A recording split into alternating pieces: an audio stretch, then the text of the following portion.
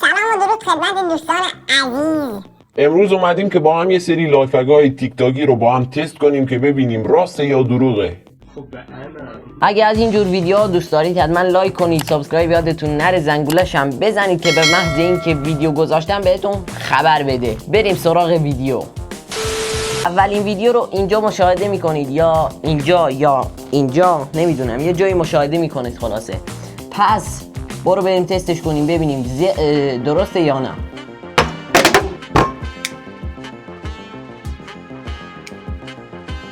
بعد از اینکه شمع رو روشن کردیم به آرومی آب رو میریزیم که خاموش نشه.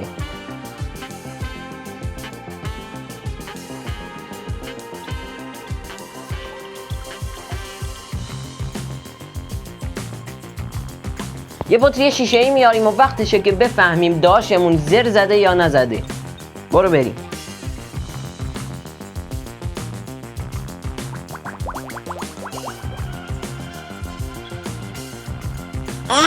این یکی درست بود. برو بریم سراغ لایف هک بعدی.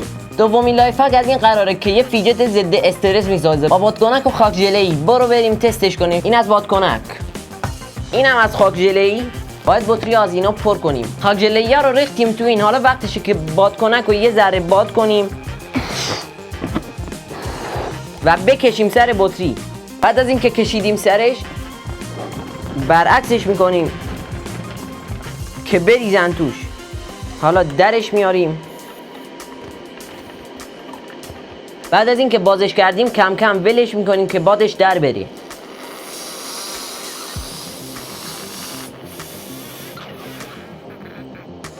حالا از اینجا گرش میزنیم، میذاریم کف دستمون و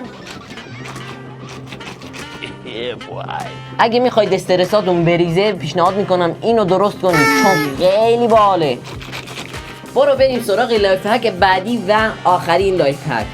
آخرین لایف هک ساخت پمپ آب. پس وقتشه که تستش کنیم. یه سرنگ میاریم و روی 4 سی سی برشش میدیم. بعد از اینکه اینو روی 4 سی سی برش دادیم میذاریم اون ور تلمبه سرنگمون رو میاریم و از اینجا و از اینجا برشش میدیم. ما اینو میخوایم. بعد از اینکه اینم جدا کردیم روش یه سوراخ میزنیم و میکنیم توی آل میچر. اون قطعه‌ای که از اول برشش داده بودیم و میاریم و اینو میکنیم توش. برو تو زبون خوشحالیش نیست. کلید آن آف و یکم لعینکاری داشت که دور از چشم شما انجامش دادم که ویدیو طولانی نشه. این بیلبیلکش رو جدا کردیم و سوراخش رو گشاد کردیم. یه سوراخ دیگه هم بغلش زدیم برای خروج آب. پرهاش خیلی بزرگه پس باید کوچیکش کنیم.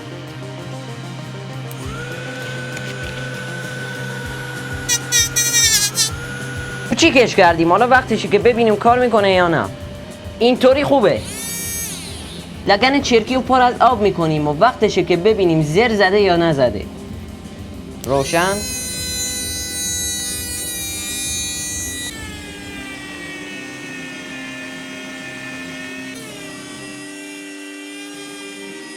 پس این داشمون هم زر نزده بود و پایان ویدیو رو اعلام میکنم و خداحافظ.